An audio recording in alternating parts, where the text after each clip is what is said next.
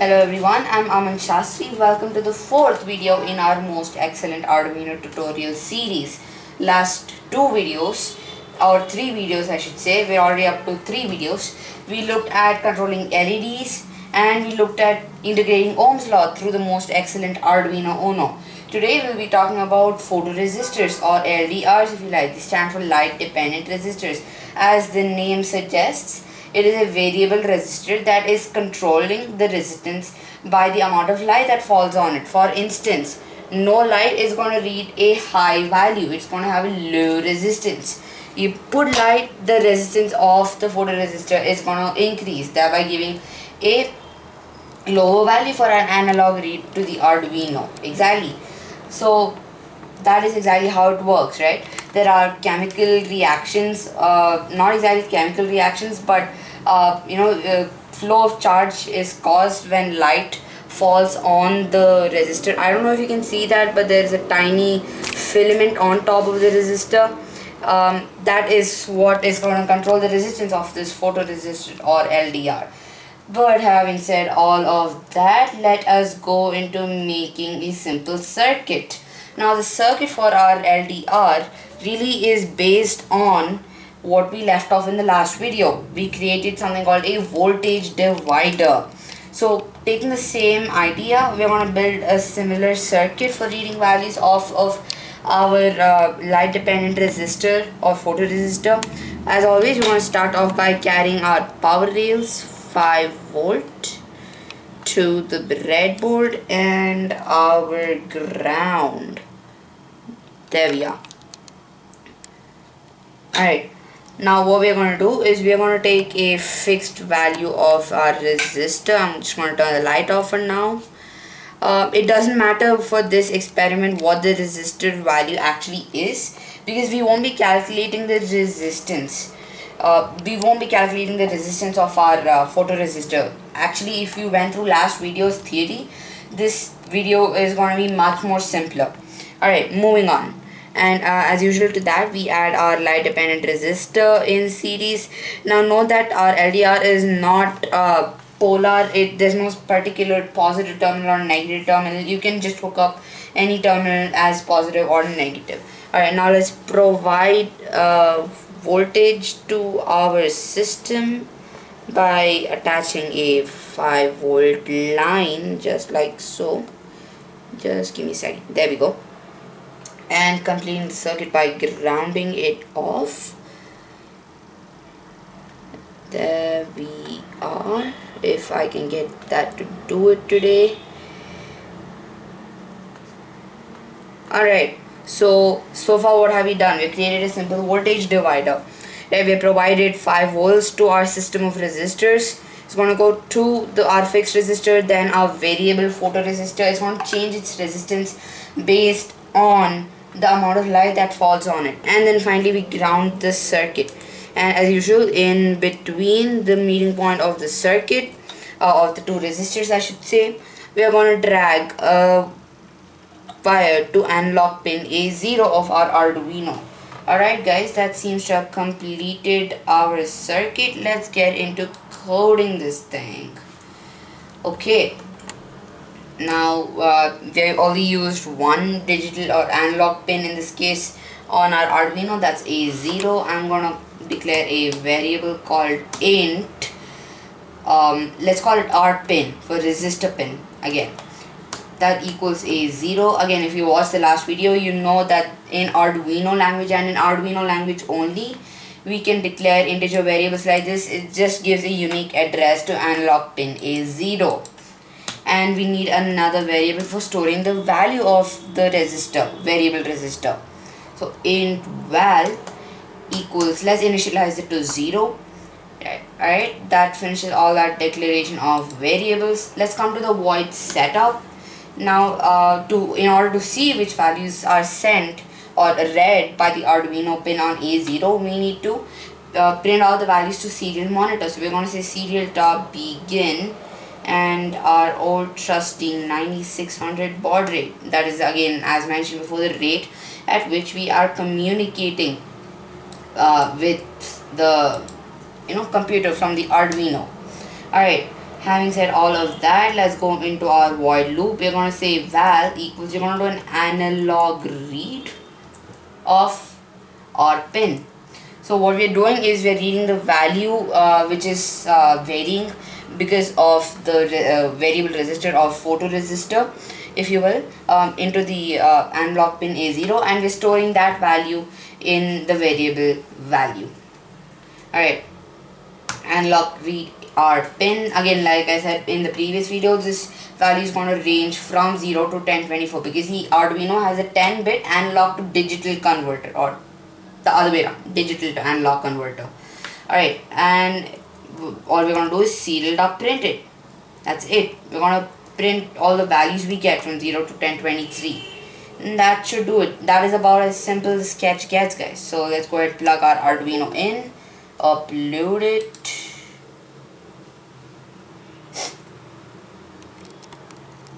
Alright, now let me bring up the serial monitor and see if you guys can see that. There we go. Alright, that looks good. You guys can read the values. I can see that. Now what I'm going to do is I am going to put some light on our resistor, photoresistor. Note that the light is following on this little filament over here, and if you observe, without the light we read values close to about 800, which is actually pretty high. So the resistance on our photoresistor is pretty low. If you turn on the light, however, there is an increased resistance, so there is much lower of a value read from our serial monitor, from the analog pin. Actually, let's introduce a delay over here. We're going to make the program wait, let's say about half a second, 500 milliseconds. Alright, just so you guys can see that. That's good. Alright, and with the light on, we are reading values close to around 250. Now, since light is thought to be a very delicate concept, actually there is this concept, particle wave duality, where light behaves as both a wave and a particle. It's completely fascinating. So due to such concepts, you have things called photons, which are light particles falling on the light dependent resistor, and that's what's causing the difference in the value read by our Arduino. Having said all of that, let us move into something interesting. Now note that again, if I turn off the light, the value suddenly shoots up to around 800, and if I cover it more, making less light available, the value shoots up even more. Right, let's get into something more interesting. Now, here's the thing, right? A lot of us during the day, we all have our windows on, the lines open, yet we turn on the lights. We turn on the lights, and that's a terrible waste of energy. How can we, make a simple energy saving system, even if it's at a small scale like the Arduino? How can we make a simple energy saving system to detect that if there is light? We're going to artificially simulate light by this lamp we've got here. If there's light, we can turn an LED off. If there is no light, we can turn the LED on. So let's go ahead and do that. And if you see, this problem statement we have picked up has some pretty good applications. Alright, now as you would imagine, this does require a simple if and else statement. So let's give you a good circuit view, and let's bring in our LED. Here we go. So same way we plug in our LED as always, as we've always done in the past two videos. And then let's grab a 220 ohm resistor, if I can get one. There we go.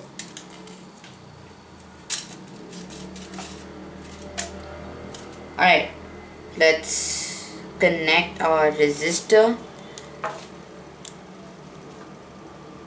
to the breadboard,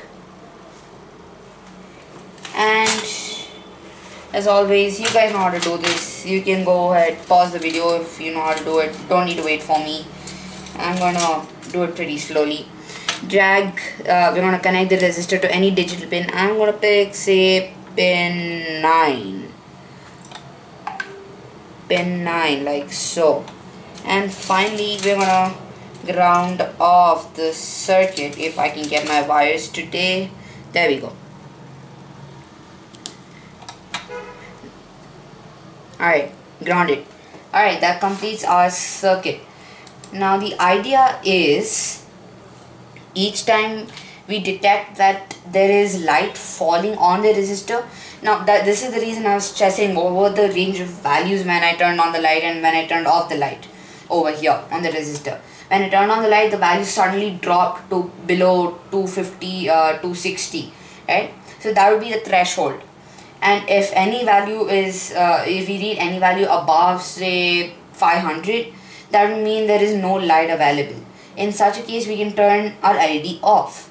So that is the simple logic we are going to use here. Alright, now we need to declare a few more variables, starting with an LED pin to easily control the LED which is connected.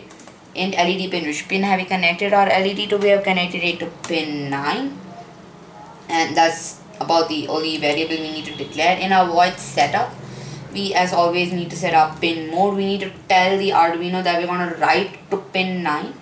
I'm going over this a little more faster than usual because we've gone through this in videos before. So if you haven't watched those videos, please do go ahead and do so. Anyways, having said all of that, pin mode, LED pin, we're going to tell this Arduino that get ready to write to this pin, get ready to send a voltage through this pin. Alright, now we can take off the delay if we want to, and here's what we're going to do. We're going to say that if the value is, we basically need to detect if the light is on or off. So we're going to say if the value is greater than 500, we need to turn the LED on because there is no light around us. And if the value is lesser than, let's give a value of say 300, because that's the value we saw on a threshold. When we turned the LED on, the value suddenly dropped to around 260. So 300 seems to be rounding up, 300 seems to be a good threshold. So if value is lesser than 300, we're going to turn the LED off. That's it. That's because there is light detected. Alright, so that is about as simple as it gets. This is the exact statement we want to execute through our simple if and else statement. Now I'm going to walk you through exactly how this works. So let's go into it. We're going to say if val. We're essentially translating a statement from English to code. That is as easy as it is. The logic stays the same. We're just staying it in different languages. The languages that us humans understand and languages that computers understand. So that's all we're saying. If value is greater than 500, what are we going to do? We're going to turn the LED on. Digital write LED pin, and we know how to do this. Digital write LED pin high. And now if, we're not going to say an else, we're going to say another if, because we do not want one statement, the Arduino jumping to one statement and immediately throwing out the other statement. We don't want that happening. We're going to give these as two separate if statements. We're going to say if val, this time we need to check if it's less than 300. We're going to turn it off. Digital write LED pin low.